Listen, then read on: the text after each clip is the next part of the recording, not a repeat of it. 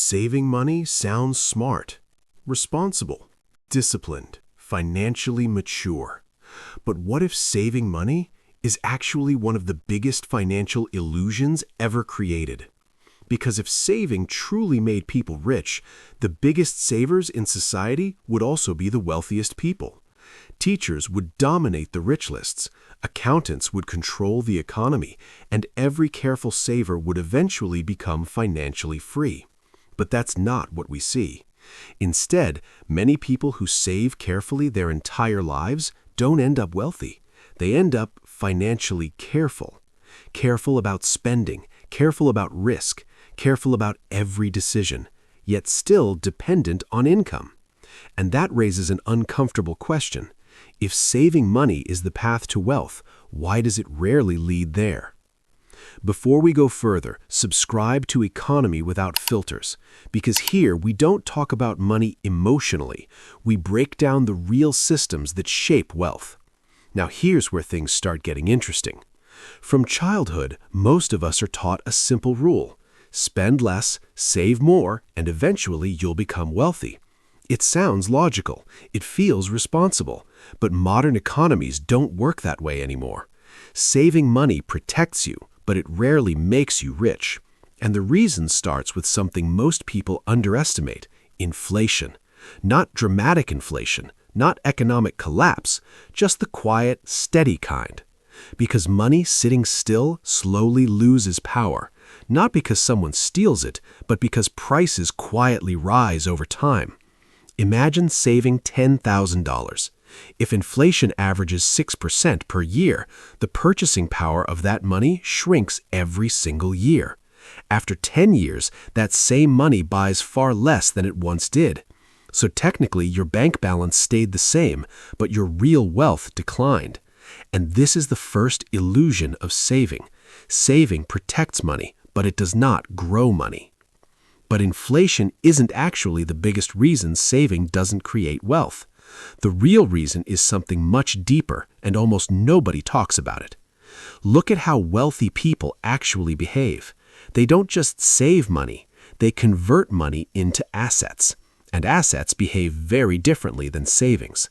Businesses generate income. Investments compound over time. Real estate produces rent.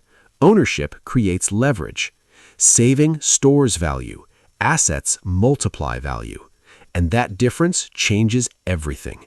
To see this more clearly, imagine two people. Both earn the same salary, both save $500 every month, but they use that money differently. The first person simply saves it in a bank account. The second person invests it into assets. Over time, the first person builds a larger savings balance, but the second person builds systems that generate income.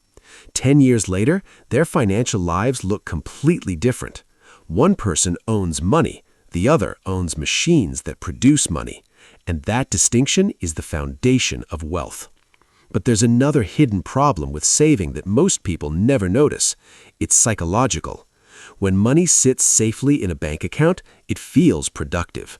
You feel responsible, disciplined, secure. But financially, that money is mostly passive. It isn't producing anything. True wealth usually comes from systems that produce value continuously. Businesses, investments, ownership. Assets work even when you sleep. Savings do not. And this is where many people unknowingly get stuck. Because saving feels like progress, but without assets, progress eventually slows. Now, this doesn't mean saving is useless. In fact, saving is extremely important. Savings create stability. They protect you from emergencies. They give you breathing room. But stability and wealth are not the same thing. Savings protect your present. Assets build your future. And the real danger appears when someone confuses the two. When someone believes saving alone will eventually make them rich, they delay ownership. They delay investing. They delay building leverage. And that delay is more expensive than most people realize. Because the most powerful force in wealth creation is time. Compounding needs time. Every year delayed reduces that effect.